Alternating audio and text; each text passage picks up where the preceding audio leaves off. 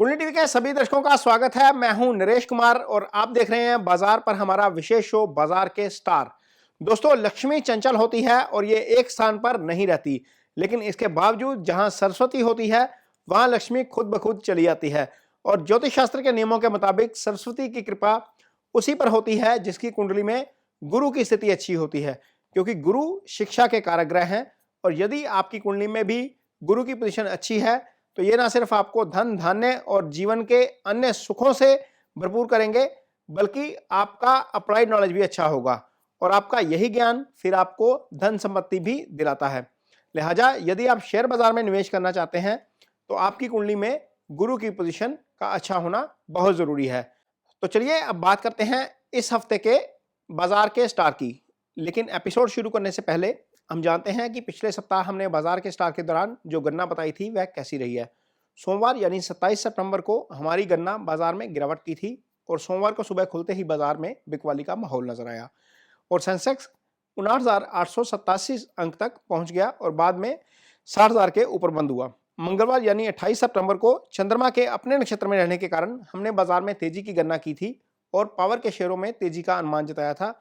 हालांकि उस दिन बाजार में गिरावट नजर आई, लेकिन बीईएमएल और टाटा पावर जैसे डिफेंस और पावर के शेयरों में अच्छी तेजी देखने को मिली।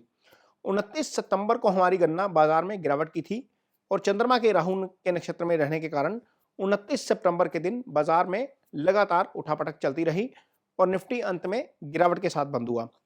30 सितंबर के दिन चंद्रमा के गुरु के नक्षत्र में रहने के कारण हमारी गणना बाजार में तेजी की थी और इंडेक्स में गिरावट के बावजूद आम धारणा पॉजिटिव रही और निफ्टी के 1034 शेयरों में तेजी के साथ कारोबार हुआ, जबकि गिरने वाले शेयरों की संख्या 999 रही। 1 अक्टूबर को हमारी गणना बाजार में सुस्ती की थी और उतार चढ़ाव की थी। 1 अक्टूबर को बाजार में कारोबार सुस्त रहा और निफ्टी अंत में गिरावट के साथ बंद हुआ। तो चलिए अब बात करते हैं अगले सप्ताह की। 2 अक्टूबर को बुध और शुक्र की पोजीशन बदलने और शुक्र के नक्षत्र परिवर्तन का बाजार पर अगले हफ्ते असर देखने को मिलेगा और बाजार में अस्थिरता की स्थिति रह सकती है। इस महीने की शुरुआत शुक्रवार के दिन गुरु के पुनर्वसु नक्षत्र में हुई है और महीने की कुंडली में बुध मिथुन लग्न का स्वामी होकर पंचम भाव में शुक्र के साथ विराजमान है और यह संकेत देता है कि बाजार में फिलहाल अस्थिरता चलती रहेगी, क्योंकि फाइनेंस के कारक ग्रह गुरु नीच राशि में अष्टम भाव में विराजमान है और अब इसके मार्गी होने में कुछ ही दिन बचे हैं। लिहाजा अब इसका असर बैंकिंग शेयरों पर नजर आना शुरू होगा। निवेशकों को खास तौर पर अगले सप्ताह के दौरान बैंकिंग शेयरों में कोई भी बड़ी पोजीशन बनाने से पहले सोचना चाहिए। लग्जरी के कारक ग्रह शुक्र 2 अक्टूबर यानी शनिवार को अपनी राशि तुला में से निकलकर मंगल की राशि वृश्चिक में गोचर कर रहे हैं और बुध तुला राशि से निकलकर वक्र अवस्था में अपनी उच्च राशि कन्या में गोचर कर रहे हैं। ये दोनों परिवर्तन शुक्रवार को बाजार बंद होने के बाद हुए हैं, लिहाजा सोमवार को बाजार खुलते ही इसका प्रभाव नजर आएगा। शुक्र के अपनी राशि से निकलने के बाद लग्जरी से संबंधित कंपनियों और रियल एस्टेट सेक्टर में प्रॉफिट बुकिंग शुरू हो सकती है। बुध अगर नीच राशि मीन में रहकर वक्री होते तो अच्छा फल देते, लेकिन चूंकि उच्च राशि में बुध वक्री हैं, इसलिए बाजार में उथल पुथल मच सकती है।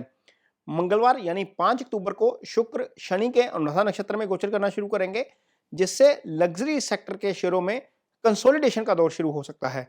शुक्र 17 अक्टूबर तक शनि के अनुराधा नक्षत्र में ही रहेंगे, लिहाजा रियल एस्टेट और प्रॉपर्टी के शेयरों में खास तौर पर दबाव देखने को मिलेगा।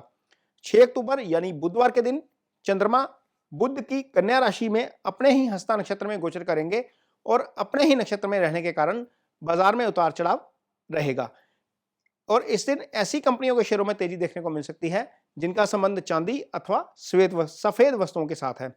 7 अक्टूबर को चंद्रमा सुबह 10:15 बजे राशि परिवर्तन करेंगे और चंद्रमा के राशि परिवर्तन के साथ ही बाजार का मूड बदलना शुरू हो जाएगा और बाजार में प्रॉफिट बुकिंग जोर पकड़ सकती है। लिहाजा इस दिन सौदे खास तौर पर ध्यान के साथ बनाएं। 20 अक्टूबर के दिन चंद्रमा राहु के स्वाति नक्षत्र में गोचर करेंगे और 11:15 बजे से लेकर 12:15 बजे तक का समय काफी अहम रहने वाला है, क्योंकि इसी वक्त के दौरान बाजार का मूड बिगड़ना या बनना शुरू हो सकता है और बाजार में एक तरफा कारोबार की स्थिति नजर आएगी। ऐसा संभव है कि बाजार में इस दिन बड़ी गिरावट देखने को मिले और उस दिन बैंकिंग शेयरों में खास फोकस रहेगा। दोस्तों, ये जो हमारा कार्यक्रम है ये ज्योतिष की गणना पर आधारित है, ये निवेश सलाह बिल्कुल नहीं है। यदि आप बाजार में निवेश करते हैं तो किसी निवेश सलाहकार की राय जरूर लीजिए। चूंकि सितारे बाजार को प्रभावित करते हैं, तो हमने ये कार्यक्रम शुरू किया है ताकि आप मार्केट के फंडामेंटल, टेक्निकल एनालिस्ट के अलावा शेयर बाजार को प्रभावित करने वाले ग्रहों के बारे में भी जानकारी हासिल कर सकें और अपनी पोजीशन, यदि आप निवेशक हैं या फिर आप इसमें ट्रेड करते हैं, लगातार इंट्राडे ट्रेड करते हैं, अपनी पोजीशन आप सितारों की स्थिति के हिसाब से बनाएं ताकि इससे आपको थोड़ा सा फायदा हो सके। तो इसके साथ ही मुझे दीजिए इजाजत। नमस्कार।